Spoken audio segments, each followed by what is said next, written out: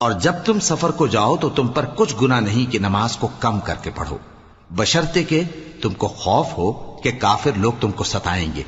بے شک کافر تمہارے کھلے دشمن ہیں۔ اور اے پیغمبر، جب تم ان مجاہدین کے لشکر میں ہو اور ان کو نماز پڑھانے لگو تو چاہیے کہ ان کی ایک جماعت تمہارے ساتھ مسلح ہو کر کھڑی رہے، جب وہ سجدہ کر چکے ہیں تو تم سے پیچھے چلے جائیں، اور دوسری جماعت جس نے نماز نہیں پڑھی ان کی جگہ آئے اور ہوشیار اور مسلح ہو کر تمہارے ساتھ نماز ادا کرے۔ کافر تو چاہتے ہی ہیں کہ تم ذرا اپنے ہتھیاروں اور سامان سے غافل ہو جاؤ کہ تم پر یکبارگی حملہ کر دیں، اور اگر تم بارش کے سبب تکلیف میں ہو یا بیمار ہو تو تم پر کچھ گناہ نہیں کہ ہتھیار اتار رکھو، مگر اپنا بچاؤ ضرور کر رکھو، اللہ نے کافروں کے لیے ذلت کا عذاب تیار کر رکھا ہے۔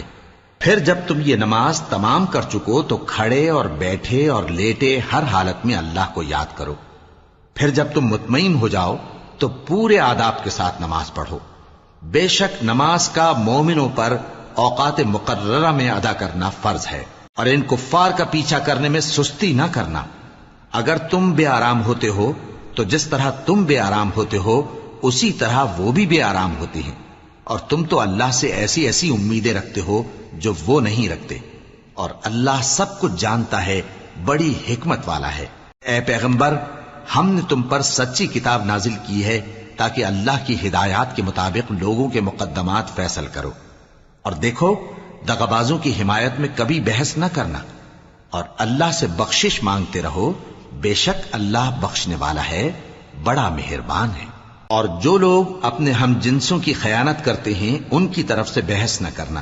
کیونکہ اللہ دغاباز اور گناہگار کو دوست نہیں رکھتا۔ یہ لوگوں سے تو چھپتے ہیں اور اللہ سے نہیں چھپتے، حالانکہ جب یہ راتوں کو ایسی باتوں کے مشورے کیا کرتے ہیں جن کو وہ پسند نہیں کرتا تو وہ ان کے ساتھ ہوا کرتا ہے، اور اللہ ان کے تمام کاموں کا احاطہ کیے ہوئے ہے۔ بھلا تم لوگ دنیا کی زندگی میں تو ان کی طرف سے بحث کر لیتے ہو، سو قیامت کے دن ان کی طرف سے اللہ کے ساتھ کون بحث کرے گا